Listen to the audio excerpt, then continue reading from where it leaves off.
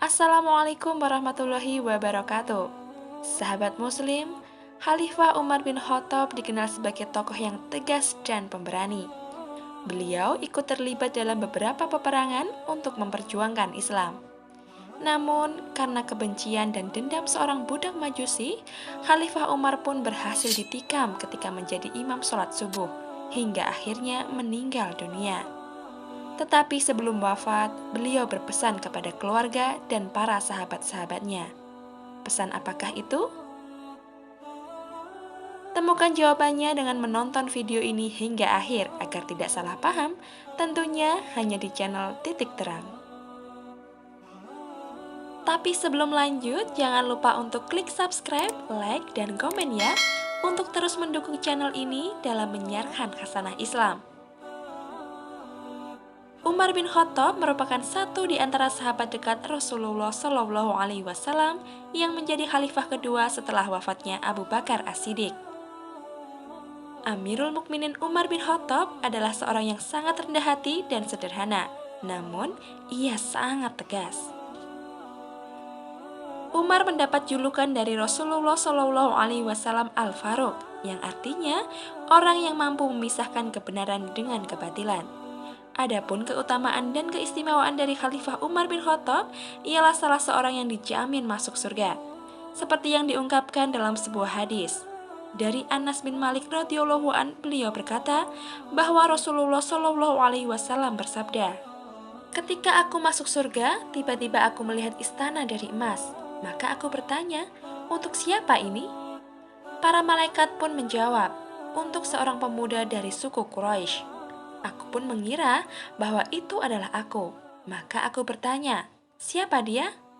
Para malaikat menjawab, "Umar bin Khattab." Hadis riwayat At-Tirmidzi, Ibnu Hibban, dan Ahmad.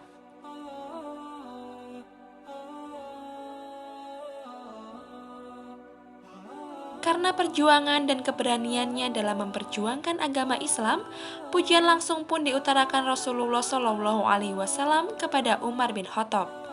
Rasulullah Shallallahu Alaihi Wasallam bersabda, "Jika seandainya ada nabi setelahku, maka ia adalah Umar." Hadis riwayat At-Tirmidzi, Al-Hikam, dan Ahmad. Khalifah Umar bin Khattab terkenal akan ketegasannya dalam melawan orang-orang kafir yang menentang Islam atau yang berkata buruk tentang Islam dan Rasulullah. Ia menjadi salah satu orang yang ditakuti oleh musuh-musuh Islam karena keberanian dan ketangguhannya. Sehingga ia menjadi tauladan bagi seluruh umat Islam. Akan tetapi, di akhir hayatnya Khalifah Umar ditikam oleh Abu Lu'lu'ah atau virus pada saat Umar bin Khattab menjadi imam sholat subuh. Al-Kisahnya diriwayatkan oleh Imam Bukhari dari Amr bin Maimun radhiyallahu an bahwa Khalifah Umar radhiyallahu an ditusuk perutnya ketika menjadi imam salat subuh oleh seorang budak Majusi.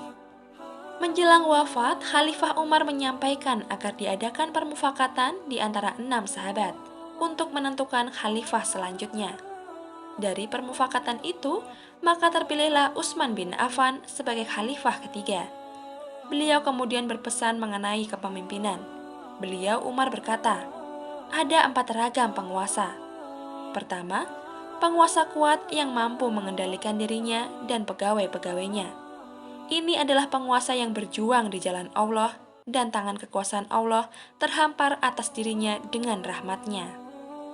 Kedua, penguasa lemah yang mampu mengendalikan dirinya sendiri, tapi membiarkan pegawai-pegawainya berbuat seenaknya karena kelemahannya. Ini adalah penguasa yang berada di tebing jurang kebinasaan, kecuali jika Allah melimpahkan rahmatnya kepadanya. Ketiga, penguasa yang mampu mengendalikan pegawai-pegawainya dan membiarkan dirinya berbuat seenaknya. Penguasa ini adalah bahaya yang menghancurkan. Dan keempat, penguasa yang membiarkan dirinya sendiri dan pegawai-pegawainya berbuat seenaknya, sehingga semuanya binasa."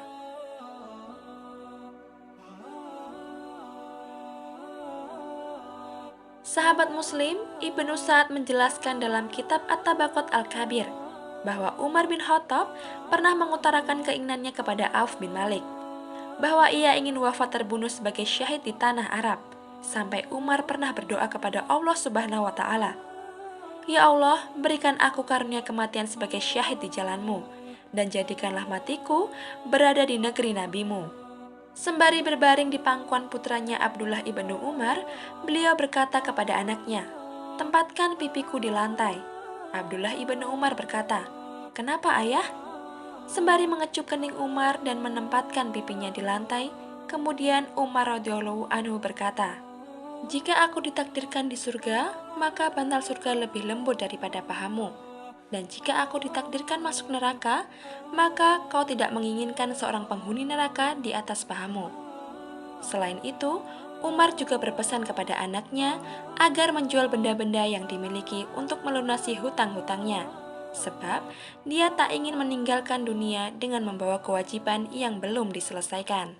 Kemudian, Umar radhiyallahu anhu memberitahu anggota keluarganya, "Lembut-lembutlah dalam mengkafaniku, karena jika Allah menakdirkanku surga, maka Allah akan memberikanku yang lebih baik daripada ini.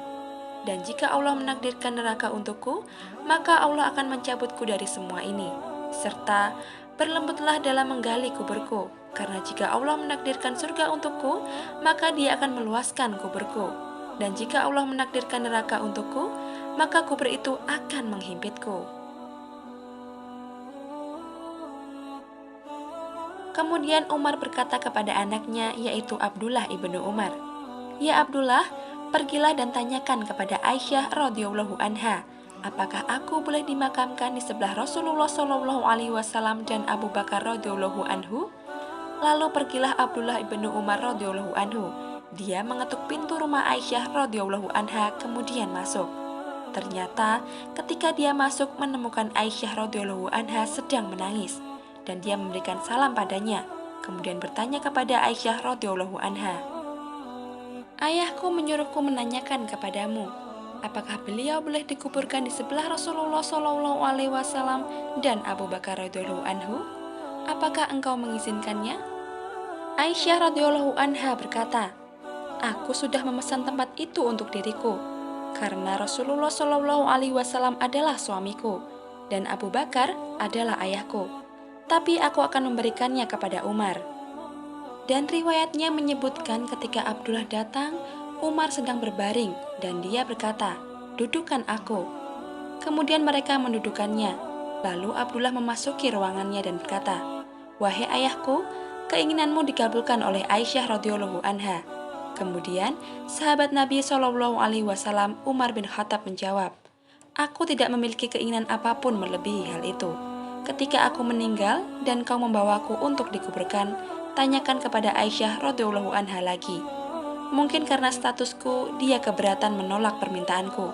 Tanyakan dia lagi, dan jika dia setuju, maka kuburkan aku di sana. Namun, jika dia tidak setuju, kuburkan aku di pemakaman umat muslim." Umar wafat pada tanggal 26 Zulhijjah 23 Hijriah atau 3 November 644 Masehi dalam usia 63 tahun, dan jenazahnya dimakamkan di samping Rasulullah dan Abu Bakar As-Siddiq.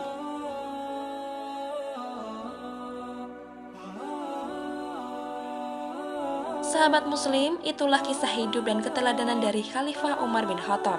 Wasiat terakhir dari beliau sebelum wafat, ia menginginkan semua hutang-hutangnya dilunasi. Ia juga ingin kelembutan apabila ia dikafani dan digalikan kuburnya. Juga permintaan terbesarnya sebelum wafat adalah supaya dimakamkan di sebelah makam Rasulullah dan Abu Bakar As-Siddiq. Pesannya sebagai seorang khalifah yaitu menjadi seorang penguasa yang berjuang di jalan Allah Subhanahu wa Ta'ala. Beliau juga berdoa supaya mati dalam keadaan syahid di tanah Arab. Berdoa memohon agar dimatikan dalam keadaan syahid, termasuk doa kebaikan. Hal ini dijelaskan dalam hadis.